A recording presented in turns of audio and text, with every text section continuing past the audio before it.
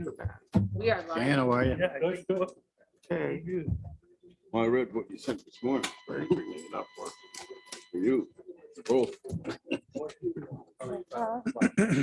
only copy, I think. Lots of goodies on the back. Beckman. Good read. Good. I should have Okay, thought we'll about call you. this meeting to order of the Board of Supervisors. Supervisor Diamond, lead us in the pledge. I pledge allegiance to the flag of the United States of America and to the republic for which it stands, one nation, under God, indivisible, with liberty and justice for all. I'd like to welcome everybody today to our Board of Supervisors meeting. I'll ask the clerk to do the roll call. Mr. Conover? Here. Mr. Leggett? Here. Mr. Diamond? Here. Mr. McDevitt? Here. Ms. Bramer? Here. Mr. Bruno? Here. Mr. Driscoll? Here. Mrs. Frazier? Here, Mr. Drossy? Here. Ms. Hogan? She's here, just stepped out. Mr. Dickinson? I am here. Mr. Merlino? Here. Mr. Stroud? Here. Mr. Wild? Here. Mr. McGowan? Here. Ms. Seaver? here, Mr. Beatty? Here. Mr. Thomas? Here. Ms. Runyon? here. Chairman Garrity? Here. Quorum is established. Okay. First item of business is to approve the minutes of the January 21st meeting, subject correction by the clerk. Motion by Supervisor Driscoll, second by Supervisor Dickinson. Any discussion? Corrections? All those in favor signify by saying aye. Aye. Opposed, carried. Next up is the Employee of the Month, and I'll ask Administrator Moore, would you like to say a few words about our Employee of the Month? I sure would. The employee of the month for this month is the assistant to the county administrator, Tammy DiLorenzo. She is not expecting this, but if there is a word for Tammy that I would use, it's indispensable. Tammy is the type of employee who, whatever the project is, you can give it to her. And you have the peace of mind in knowing that it's going to get done right, it's going to get done well, and it's going to get done in a timely fashion. And I can't tell you how much she does to support me in that regard. You all know that she plays a tremendous role here in these meetings and in the committee meetings. In better time. She does a lot of work behind the scenes to make sure that this board gets its business done in terms of committee agendas, resolution review. Every resolution that's in your packet every week has my eyes on it and Amanda's eyes and Tammy's eyes on it, in addition to the county attorney's office. It's a lot of work to get all of that done, and it's something that's easy to take for granted. The budget process, Tammy's intimately involved with. The financial system, she's a whiz at it. I couldn't do it without her. And, you know, she's just a jack of all trades. She has a many and wide variety of tasks that she handles, and she handles expertly.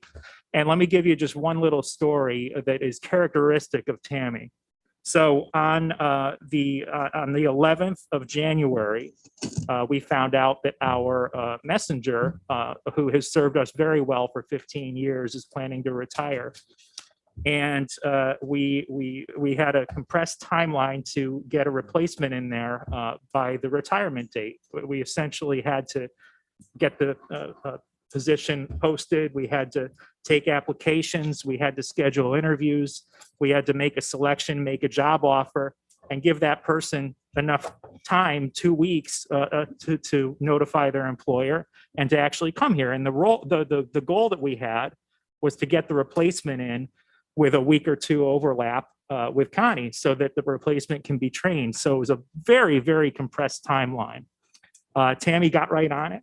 Within a week, had the position posted with the help of civil service and HR. The applications were out there for 2 weeks. They closed on January 28th.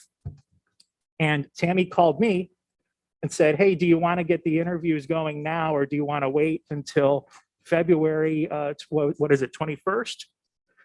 And I'm absent-minded. I'm thinking about something else. And I'm thinking February 21st is the day that the application period closes. And I said, yeah, wait. And I realized over the weekend what I had done. And I called Tammy on Monday and said, no, we got to get these interviews done right now. And she said, I'm already on it. I've already been thinking about it. That was Monday. For Tuesday, Wednesday, and Thursday, Tammy set up and conducted 19 half-hour interviews for this position. In addition to everything else that was going on in our office, she worked extra, got it all done. And it was less than a month from when we found out that we needed to do this position until we made an offer to an individual who's agreed to take the job, and that individual will start next week and have 2 weeks of training with Connie. So just one of many examples of what Tammy does for this county, and she does it so well. Thank you.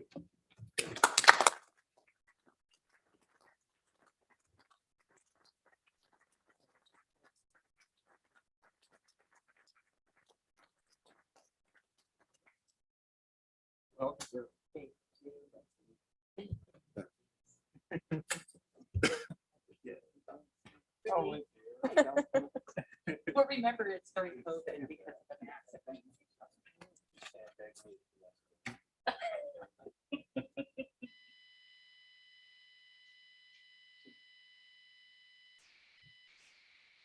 Thank you all very, very much. Thank you.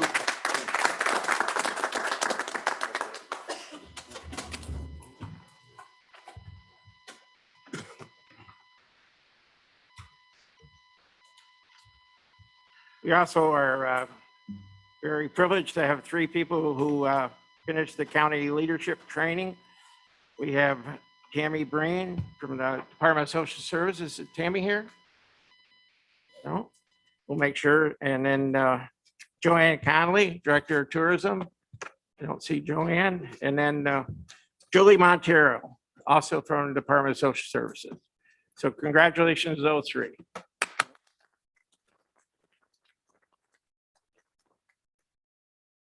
And now I'll open up the floor, the privilege of the floor of public comment. Anybody wish to address the board this morning, please come up, state your name for the record.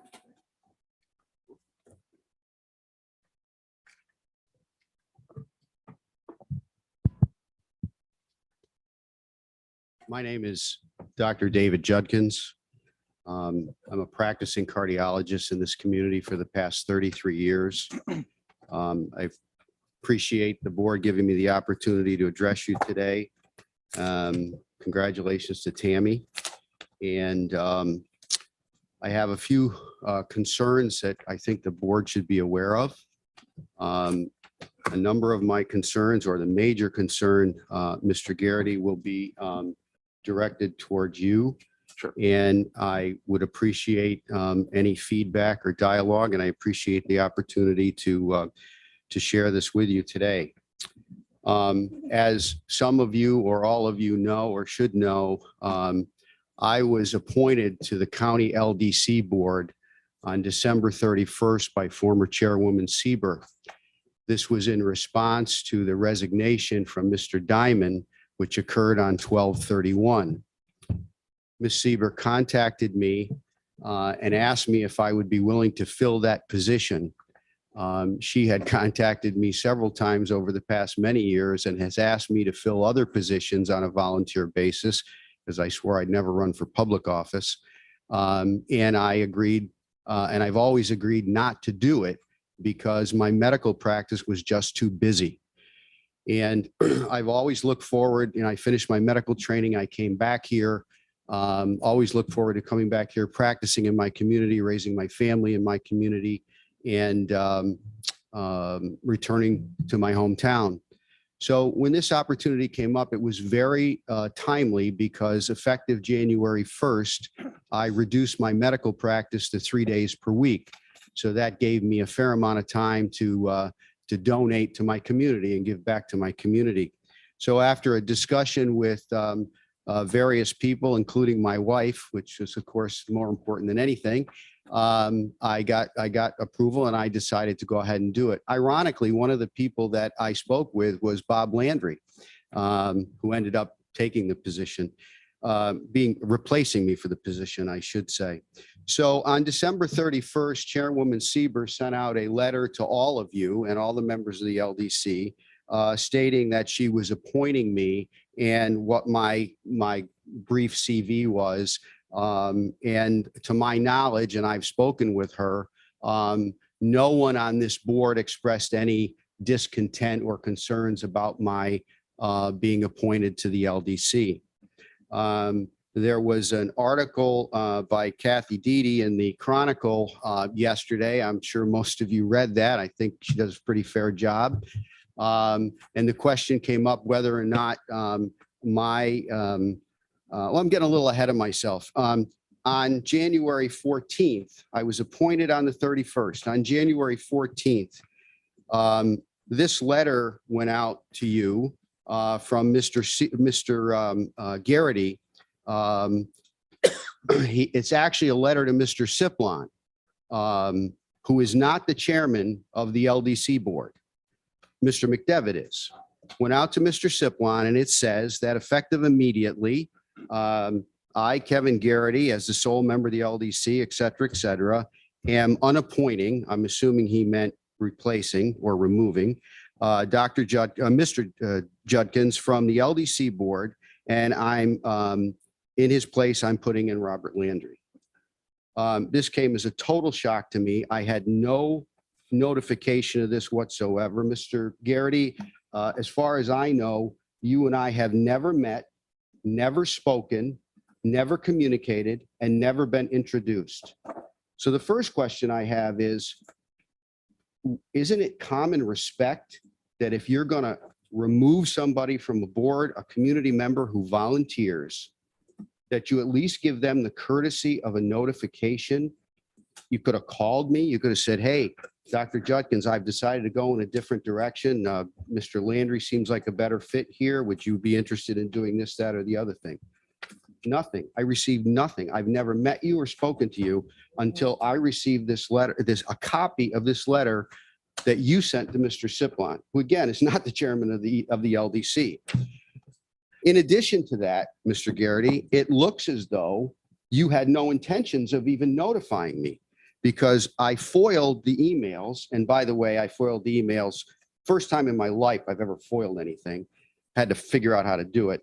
I foiled the emails from the LDC, your office in Warrensburg, and the county. And the only thing I received was from the county. I still don't have the emails from your office. I'm not sure why. And this is an email from Amanda Allen, the clerk, to you. And it says, take a look and let me know what you think regarding this notification of your replacing me, or unappointing, as you put it. Take a look and let me know what you think. As soon as this is approved, I added a CC to Judkins. Not sure if you want to keep it or not. Just thought it was an easy way to advise. I don't know about you folks. An easy way to advise a community member who steps up to volunteer for their community. I'll send them a copy of a letter that I wrote to somebody else to tell him that I'm canning him for the position that he volunteered for. Does that really seem respectful to anyone in this room? I can tell you, I felt pretty disrespected and disappointed. So, as I said, it came at a good time. I saw in the article, there was two things I saw in the article in the Chronicle the other day. One was, geez, was this about Just Beverage? Well, first of all, Just Beverage was in 2015, and my relationship with Just Beverage has never been better. The man who took over for Just Beverage, Mr. Moulton, has done everything he said he would do. He's a man of his word, and he has not lied to me one time. My relationship with Just Beverage has never been better. The other thing that came up in the Chronicle was, it said that Mr. Garrity and Mr. McDevitt, who I might point out that Mr. McDevitt was not included in any of the email chain of this until January 13th. This went on from the 1st to the 14th between Mr. Siplon and Mr. McDevitt, and not once was Mr. Garrity, and not once was Mr. McDevitt included in the email chain until January 13th. I was replaced on January 14th. And from the 7th to the 14th, there was radio silence. Now, does anybody in this room honestly think that there was not discussion about this off the grid? No one communicated anything to me. No one said, hey, Dr. Judkins, come on in. We really appreciate your ability to and your desire to volunteer for your community. So again, this came at a good time because I had a reduced schedule. And so I don't know, Mr. McDevitt, if you want to interject anything here before I go on. And I appreciate the opportunity. I look forward to your response. I'm sure you'd like to say something. So then the other thing that came up was Mr. McDevitt and Mr. The chairman and Mr. Siplon all said that they chose Mr. Landry, who, by the way, is a friend of mine and I have great respect for, and I consider him a man of integrity. And I can tell you right now that Mr. Landry had no idea when he was asked to take this position that it was to replace me. And he apologized for that. Nonetheless, it said that they chose him because of his experience in housing and how important that was to the community.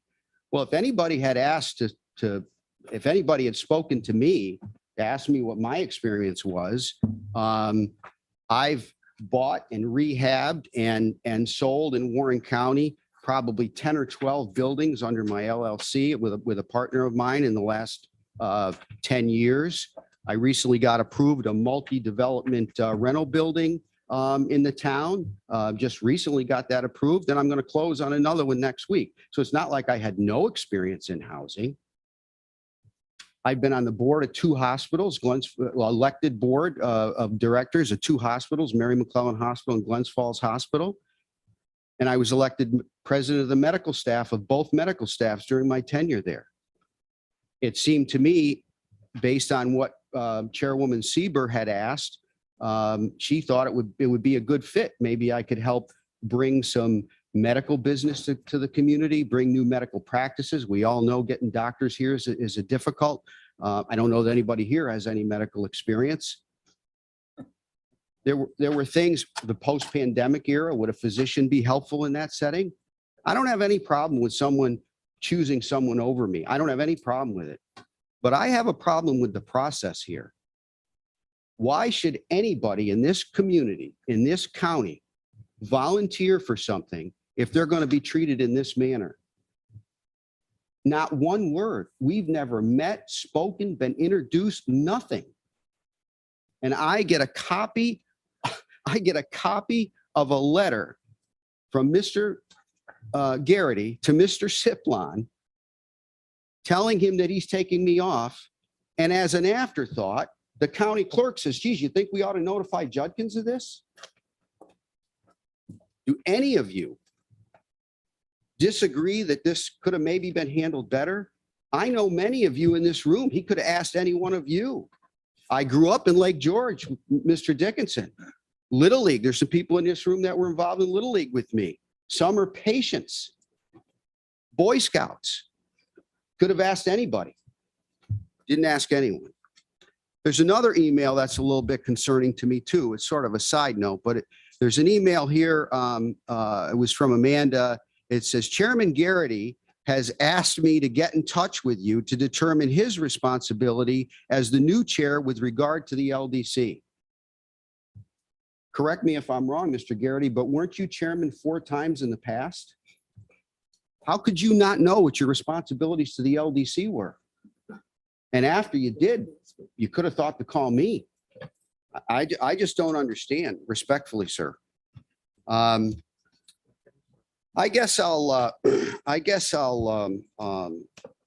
think I've probably said enough, maybe too much, but I don't understand.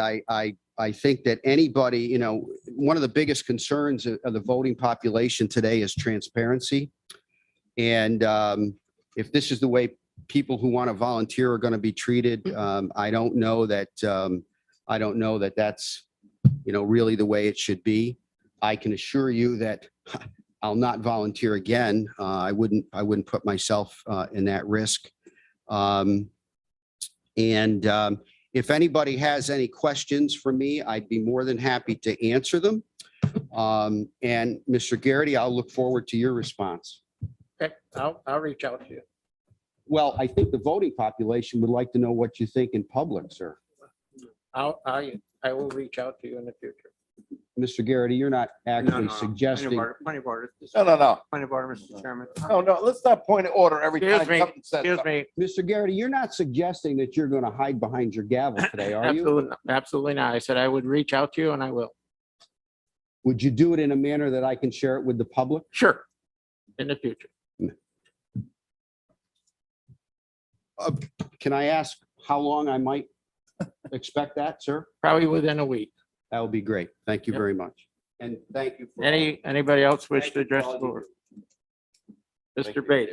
Yeah, I'd like to make a comment. First of all, Dr. Judkins, I'd like to apologize on behalf of myself and probably most members of this board for the treatment you received. A volunteer in this community, highly respected, was treated in such a manner that I would never, I can't see anybody else volunteering in this community. And by the way, the objective of this board and of many of these committees have been to get more volunteers and less elected officials. So what do? We take off the volunteer, we treat them like crap, and we bring on another elected official. To me, this was about as bad as it gets in the way government should operate. And I thank you for putting yourself out there, for volunteering, to put in the time and effort to make this your town and your county a better county. And again, I apologize on behalf of probably most members, should be all of them, but most members on the behavior you received from our chairman. So thank you. Anybody else? Supervisor Diamond. Thank you, Mr. Chairman. I'd like to comment a little bit about the LDC, my experience in the city of Glens Falls with over 10 to 12 years experience. We encouraged people from the public to be part of the process, to take the political animosity out of the process.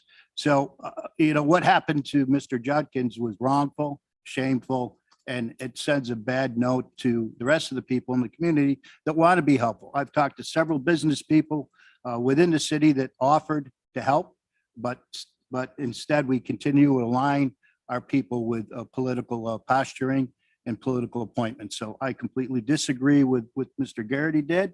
And again, I feel bad for Mr. Judkins in this case. Supervisor Seaver. Thank you, Mr. Chairman. Dr. Judkins, I apologize I'm not there in person today, but what I did want to say to you was that I certainly appreciate your willingness to serve. I felt very fortunate for Warren County for you to have agreed to serve in such a capacity and to bring to the table the wealth of knowledge that you had. And I had no idea that we would be moving into a year where you would be quote unquote unappointed. And it's sad to me that we lose good volunteers due to the lack of transparency. I too disagree with the actions of the current chairman, and I did want to personally apologize because I am the one that asked you as a sole member to serve.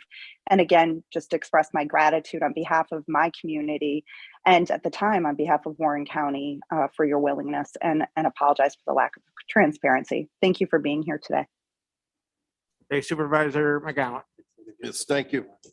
I do want to apologize to Dr. Judkins, and I was deeply offended by going through this, but I'm not going to repeat what my other colleagues have stated so far. It is a total embarrassment, and I would like to put out there that I'd be more than happy to resign my position on the LGC to have Dr. Judkins appointed in my place, if that is possible. Thank you. Anybody else wish to comment? Okay, reported chairman. My report for this month: attended numerous committee meetings. I participated in APA local government review board meeting via Zoom. Attended the ICE Capital grand opening ceremonies.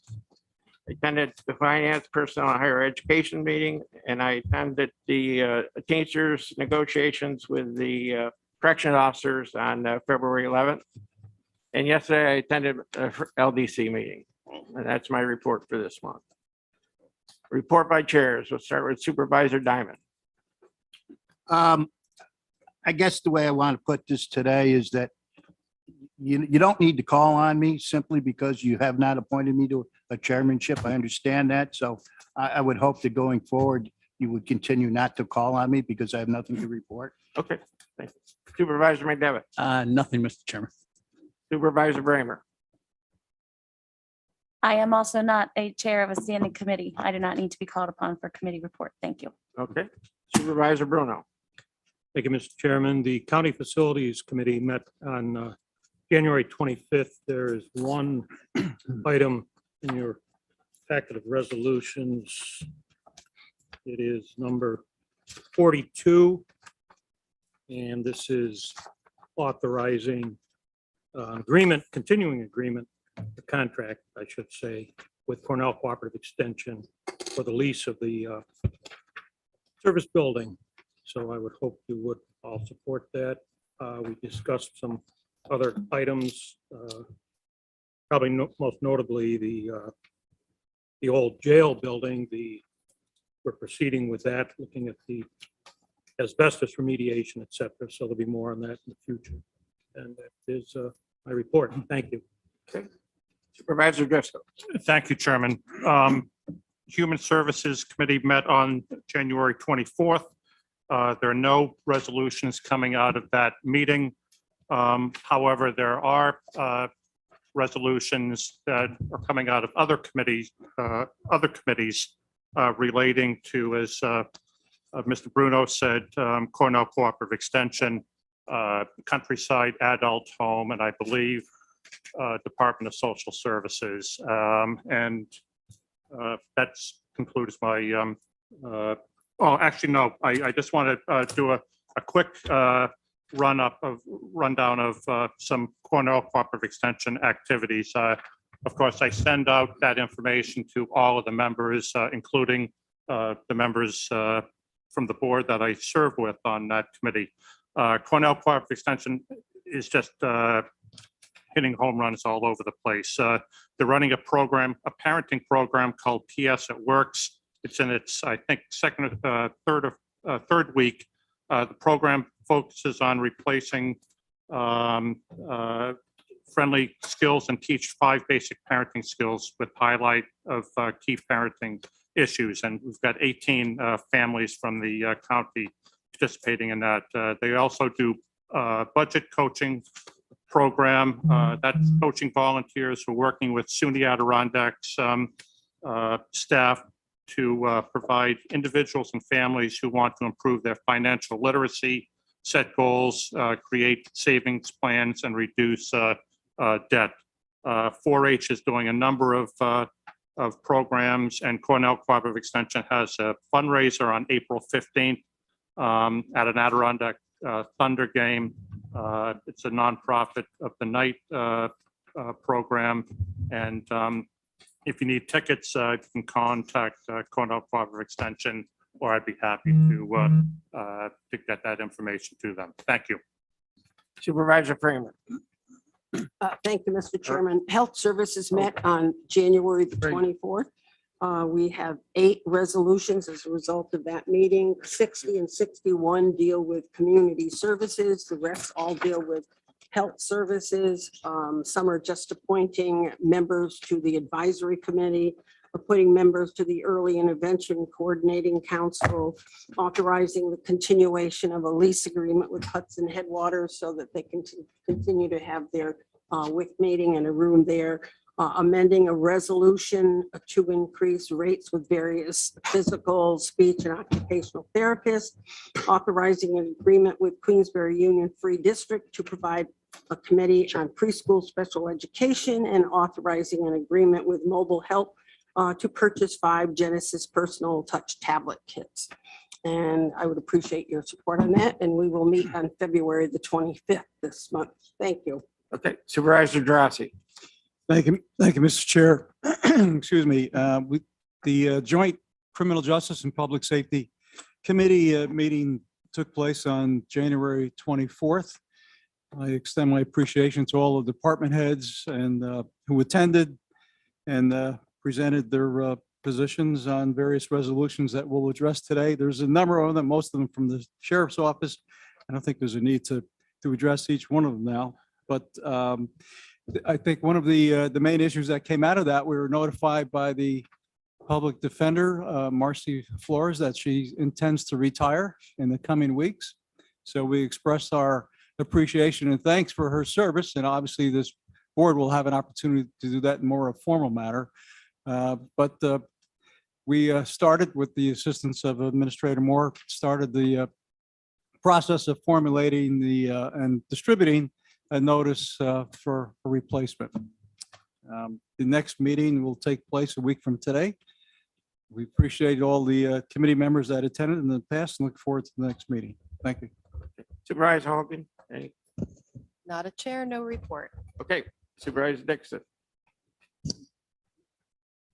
I am a chair. I have no report. And I hope that you would call on me if I wasn't a chair, because I often have something to say. Thank you. Okay. Supervisor Moreno. Thank you, Mr. Chairman. Tourism, I'll give you some highlights on Ice Castle. We've gotten in from them. Unfortunately, with the weather, yesterday and today, they're closed, hoping to open up Saturday and Sunday. Next week is going to be an IFA week. It's going to be played by day by the weather. It doesn't look like it's going to be conducive to us. But all in all, they're extremely pleased with the response that they got from our area and the people that have seen Ice Castle. And they're already talking about meeting in April to work with the county on a multi-year contract for them to come back. So I think they really are successful. And if you talk to the treasurer eventually down the road to find out what our ox tax and sales tax has happened, and it's a lot of it because, and our business people are happy, I think.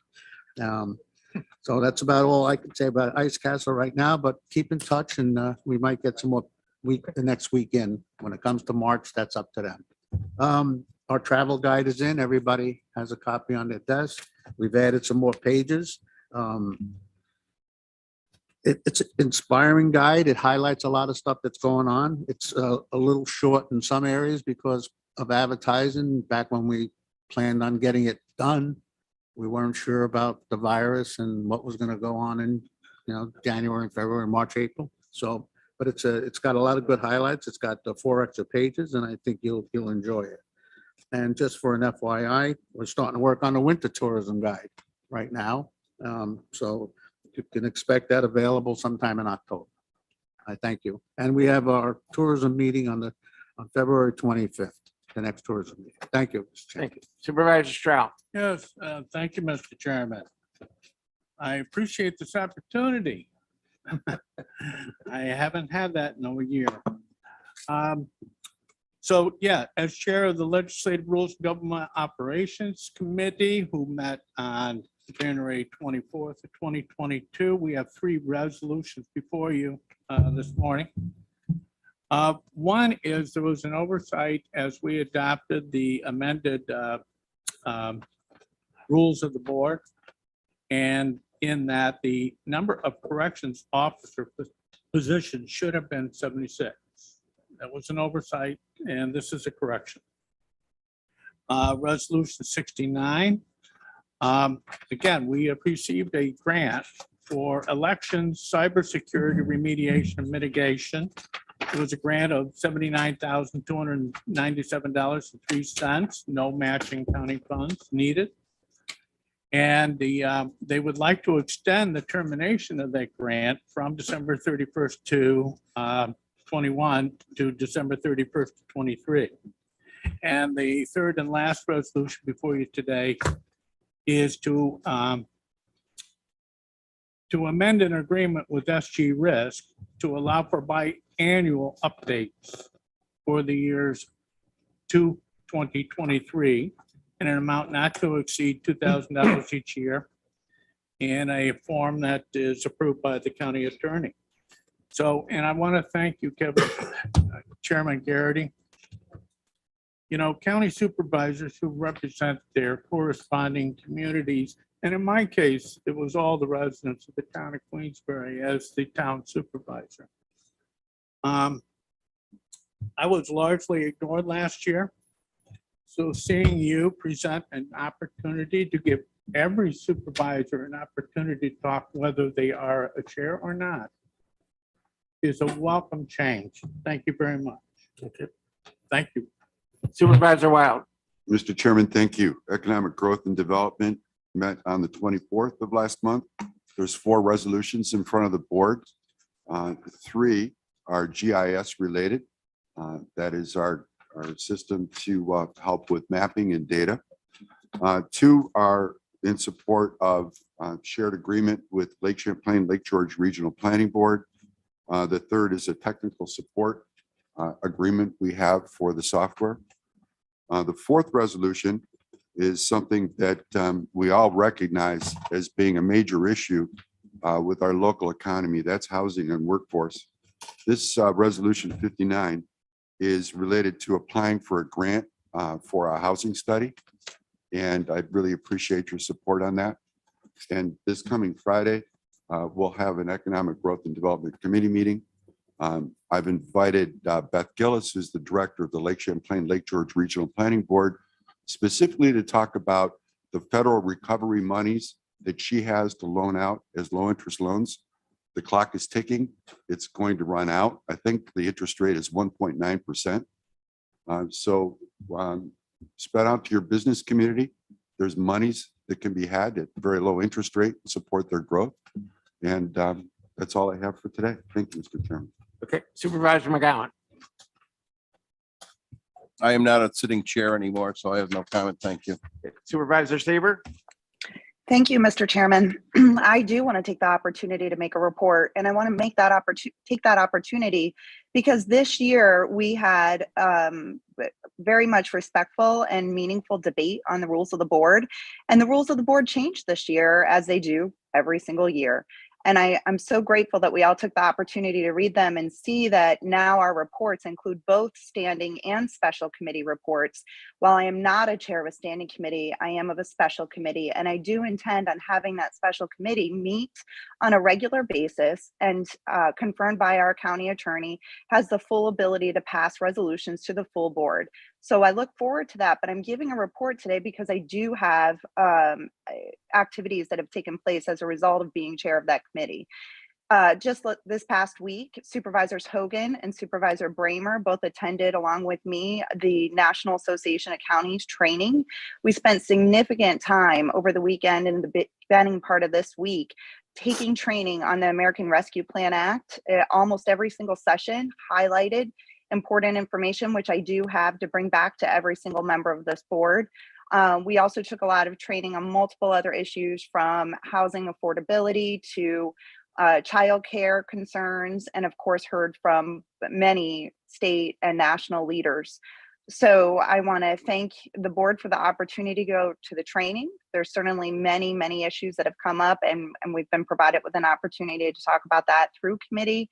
And I look forward to pushing and talking more about how important it is to have people on our committees that are well informed and trained, particularly in the American Rescue Plan Act. And I know there's a resolution in front of you today.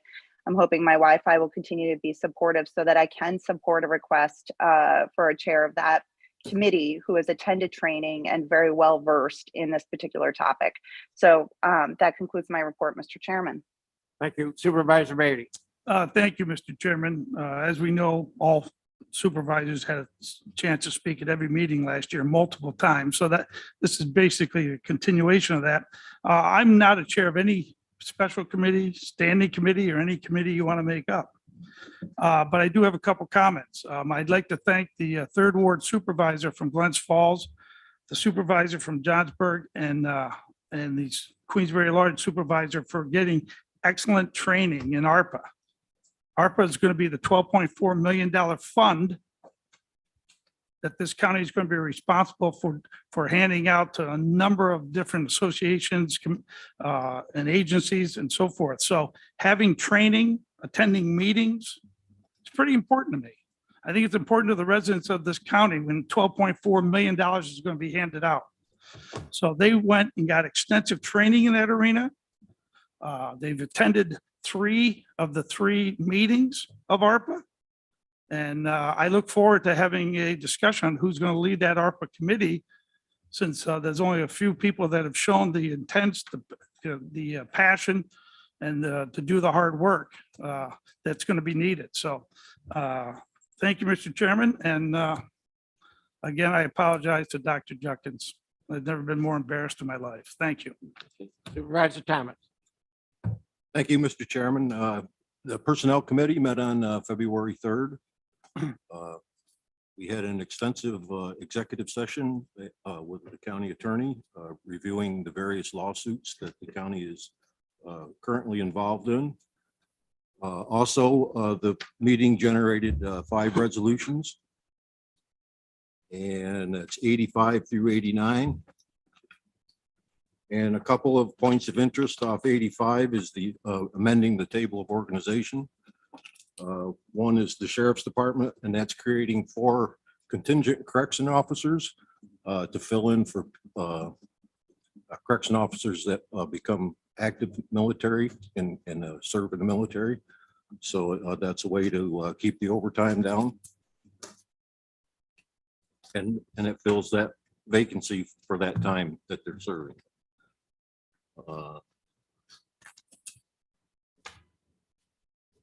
There's an adjustment to the treasurer's office. 2 individuals were taken out of the bargaining unit, become non-bargaining, and their salaries have been adjusted in their pay grades. Creating the position of a messenger that was mentioned earlier for the mailroom. I think that's the main ones. There's other things, but also 86 is approving the agreement and settlement with the opioid case and ratifying the actions that have been taken by the chair of the board and the county attorney and our attorney for counsel for the county representing us on the opioid. 87 was discussed in executive session, and it's a lawsuit that we've given the attorney the authority to negotiate and tender a settlement up to the amount of the deductible, the insurance deductible, in the matter of Quester French versus Derek Williams.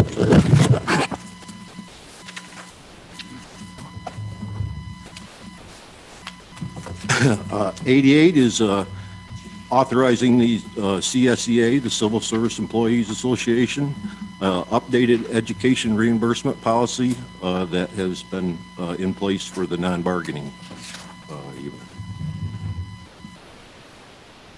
And the last one is number 89. And that's authorizing a call-in rate for the Director of Public Health and for the Assistant Director of Public Health, and that's retroactive back to January 1st. And the Budget Committee did not meet. We will be meeting here first part of March. And I think that's about all I have. Thank you. Supervisor Runyon, anything to add? No, nothing. Okay, report of county administrator. I think you skipped the. Oh, Supervisor, oh, I'm sorry, we're going back around the horn, sorry. Supervisor Conover. Very good, thank you, Mr. Chairman.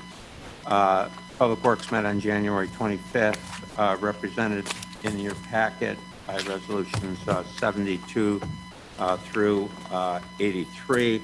I think it's all fairly self-explanatory. Of course, Public Works will come back to us after they receive the bids on the projects for award. I would highlight, however, resolutions 82 and 83.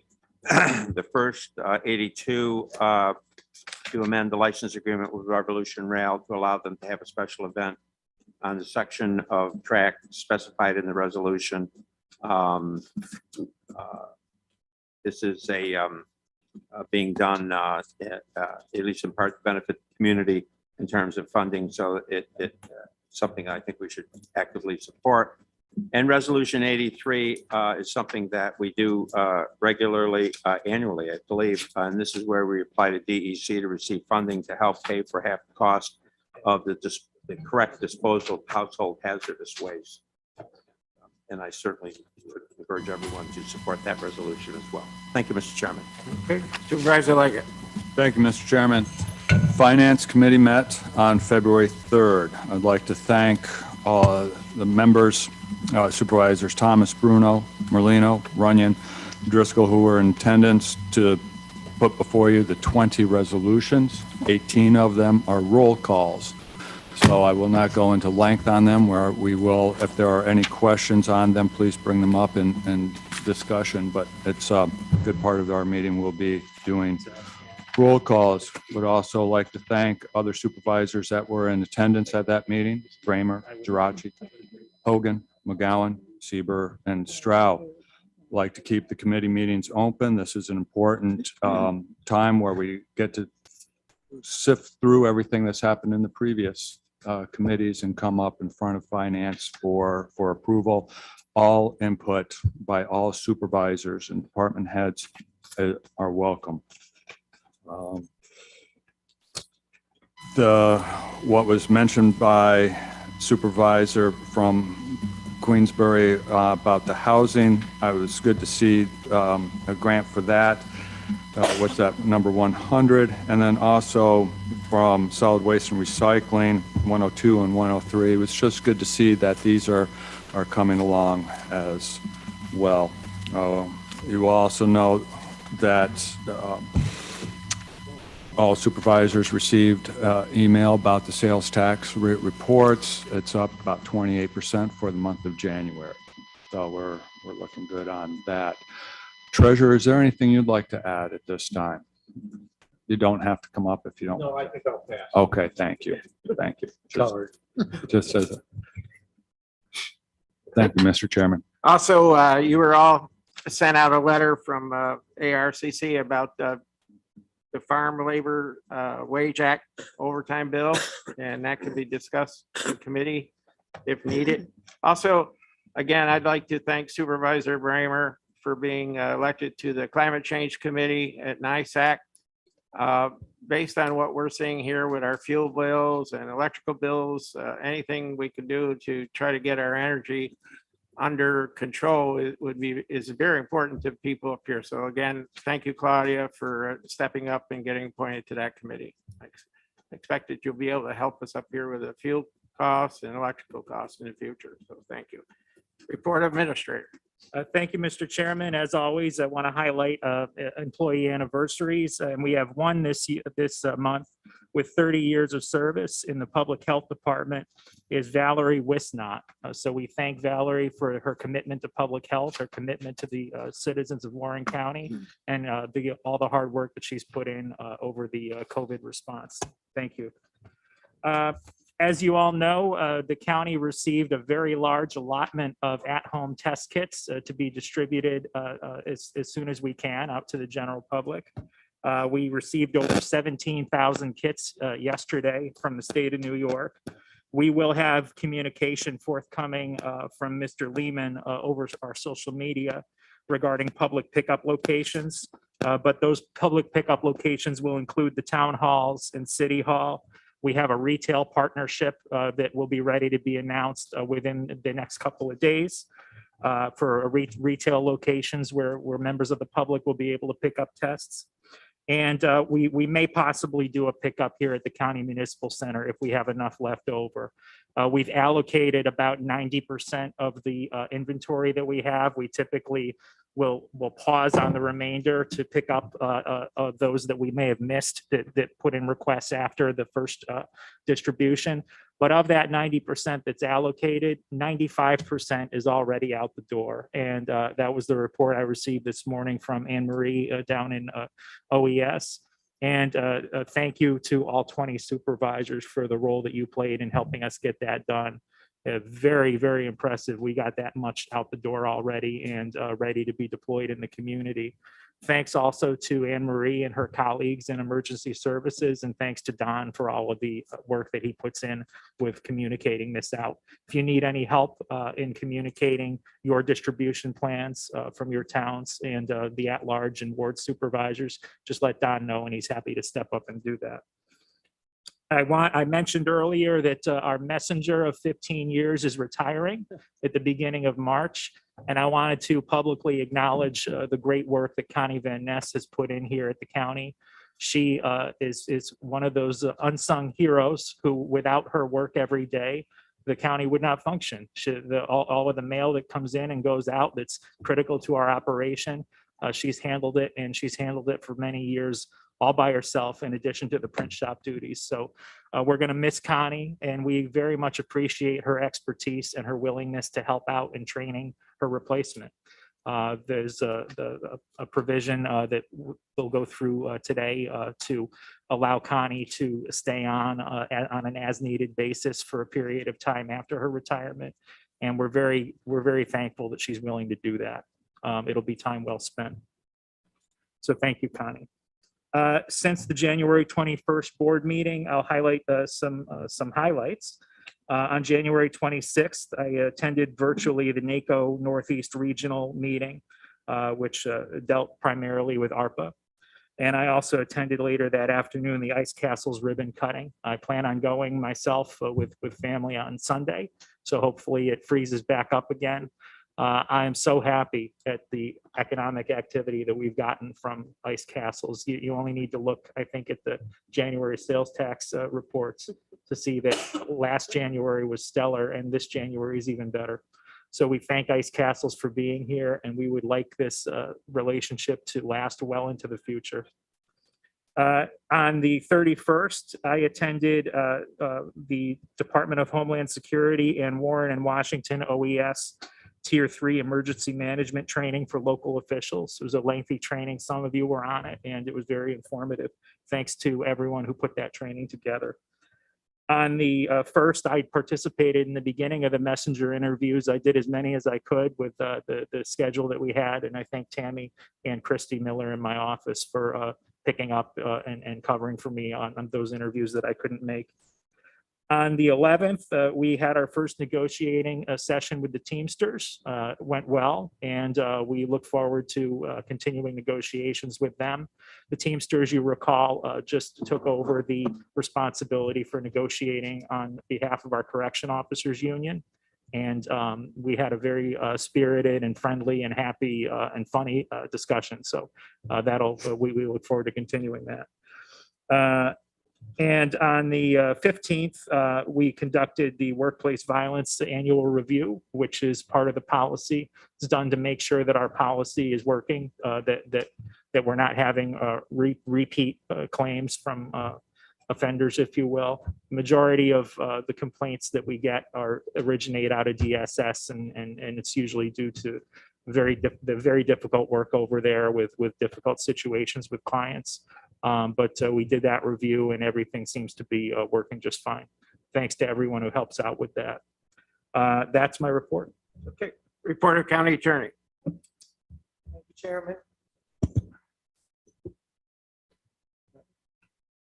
During the Personnel Committee meeting, there was a substantial report on existing lawsuits. There's currently 12 active, what I'm calling active lawsuits involving the county. That excludes the opioid litigation and the bankruptcy action regarding the Saratoga and North Creek Railway.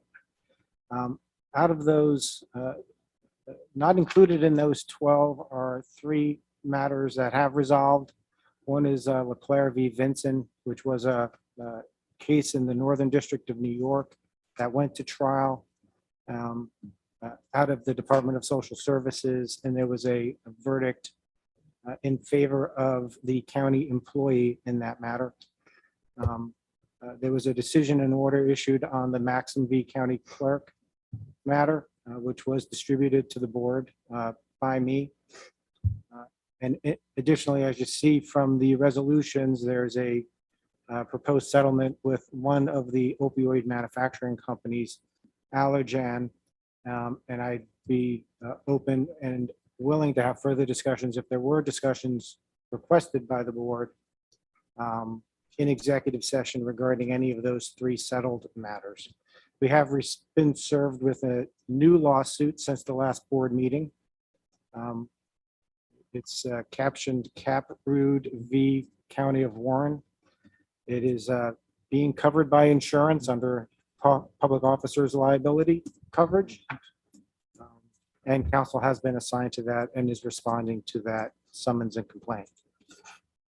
In the area of opinions, my office is attempting, when we identify what we think is a significant issue or an issue that involves, in our judgment, a requirement of a significant amount of time, and an issue that we think we will see again in the future, we are trying to do what we're calling a formal county attorney legal opinion. And we're publishing that to every member of the Board of Supervisors, as every member is a client per statute of the county attorney. And we're providing it to every member of the Board of Supervisors, even though some opinions may not immediately, it may not be immediately clear why you're receiving it. It's normally an issue that's been raised either by a board member, a department head, or an employee of the county. Something that is coming before the board at the next meeting, or something that will soon be coming through committee. In addition, so there were 4 of those that we issued since the last board meeting. I have a separate category that we're kind of calling informal opinions. We spend most of our day, certainly a majority of the workday, providing legal opinions to various departments throughout the county. Sometimes the issue is significant enough where we want to capture it for future reference, but we don't want to put it in a more formal document. So we're referring to those as more informal opinions. There have been 6 of those topics that have been addressed since the last board meeting as well. On the tax foreclosure front, which is coming up quickly, the last round of warning letters has been issued by my office to delinquent taxpayers and for delinquent properties. As of February 16th, there are 296 parcels that have been identified as delinquent. We're estimating approximately 1,786 petitions will have to be printed and served based on that number of delinquent parcels.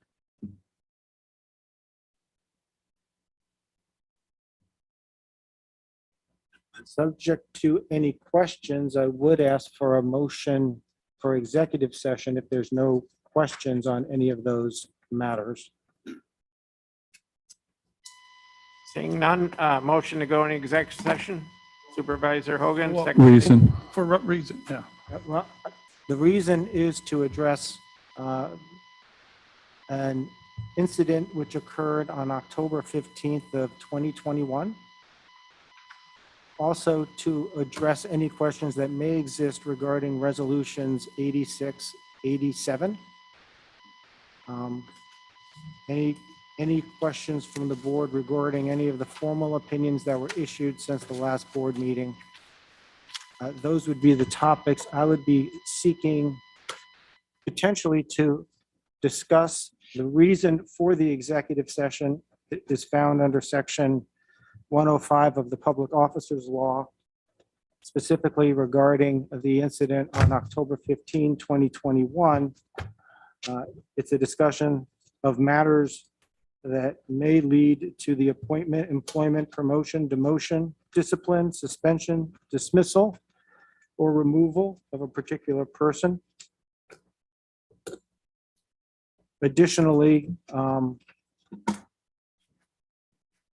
there is an exemption from open meetings law under section 108(3), which provides that any matter that's made confidential by federal or state law is exempted from the open meetings law.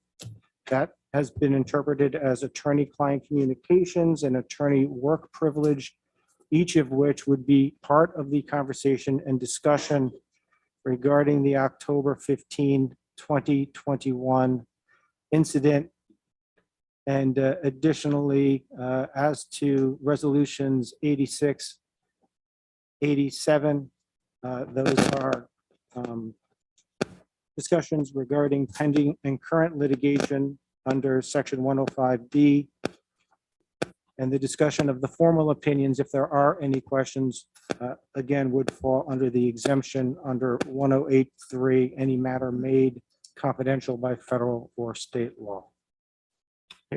Ms. Hogan, still? Yeah. And second by Ms. Frazier to go in executive session. Any opposed? So be it. Yep. Yes. And I apologize. I had asked if the county treasurer would be permitted to remain for the executive session. I apologize for the lateness of that. Okay. request.